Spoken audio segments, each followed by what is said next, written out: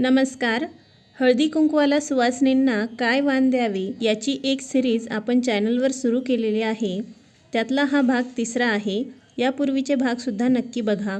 आणि या व्हिडिओमध्ये आपण प्लास्टिकच्या कोणकोणत्या वस्तू आपण सुवासिनींना वाण म्हणून देऊ शकतो या संदर्भात माहिती आपण या व्हिडिओमध्ये पाहणार आहोत.